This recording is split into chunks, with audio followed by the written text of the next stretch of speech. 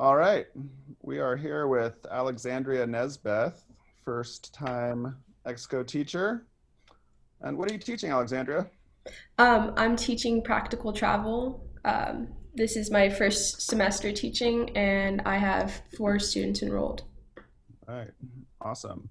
And Alexandria, you were my former student, right? In English 114. Yeah. We have a previous connection. That's great. So this is our one of our first interviews for the inaugural newsletter. Thank you very much for being here. And what is your motivation to teach in the first place?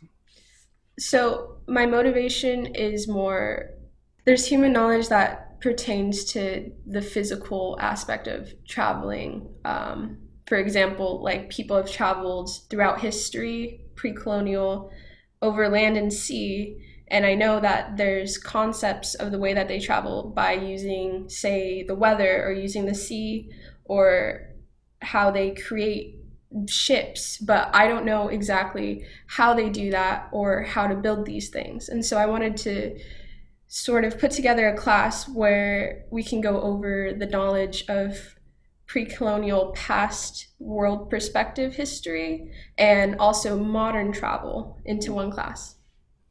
Wow, sounds fascinating. So this is the first semester teaching. Are you planning to teach again? I hope to. This first semester, I'm building the class with the students, and so I can develop it a little bit more. Oh. Uh, so as a teacher, when you flip that around and consider yourself as a learner, how would you describe yourself as a learner? And where did you come to that realization? As a learner, I'm more of like a kinesthetic learner. I learned that first during a lifeguard training session. My boss had said, "Oh, who's a kinesthetic learner?" And I asked, "What did that mean?" And that just meant that you learn better physically, and you need real life sort of examples, and that's me. All right. Um, do you have a sense of who your students are as learners, your 4 students? Yeah, my students, they're more of a visual type of learner, which is challenging when we're online, but they're actually very enthusiastic and, they want to learn because it's a hard time right now. So it's better to get distracted and hopeful about traveling. Oh, yeah. And they're being taught by another undergrad, and who wouldn't want that? Yeah. What has been exciting about teaching so far? Or maybe what has been surprising about your experience? What's been surprising about my experience is that we're practicing negotiating class content um, with each other in like this small community of us 4 in a 2-hour slot. And this 2-hour small slot helps me think metacognitively and relate that to both myself and other people, as well as learn and sort of experience what I probably wouldn't have if I didn't choose to teach. And then what has been your greatest challenge? My greatest challenge is definitely finding direction because the class is actually very open to me, which I thought that there would be some type of limit, and so it's very open and it has like a lot of academic freedom. Yeah, Yeah. that's great. So your greatest success or breakthrough amidst this experimentation in education? Um, my versatility to work with in both focus and mind wandering.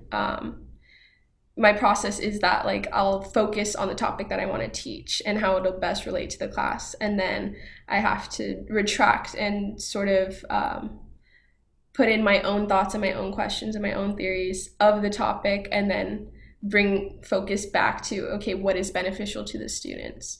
And the breakthrough is that these thoughts, even though it's creative, it's still sort of nerve wracking. And so the breakthrough is that at least people understand what I'm saying and they're actually really enthusiastic about it. So it's cool. Yeah. No, it's amazing. Your course is very exploratory and you're creating new knowledge with your students. It's Yeah. exactly what experimental college is all about. So last couple of questions, thinking bigger, in what ways is your course making change at SF State or even in the larger society?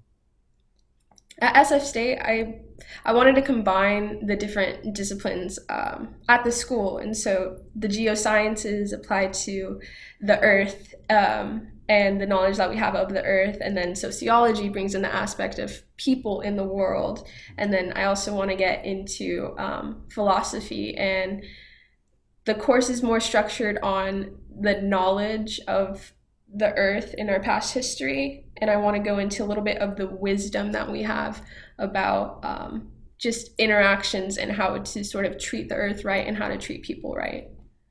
Awesome. All right. I want to cater the class to the students as best as I can because, of course, the objective is to get the students to learn a better way of understanding the world through human wisdom that's not taught in classrooms and that could change perspectives, if not their actual safety when exploring through life.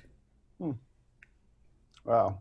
And last little follow-up question. I know we've talked about this a little before. You eventually see this being a multidisciplinary, interdisciplinary course at SF State? Yeah.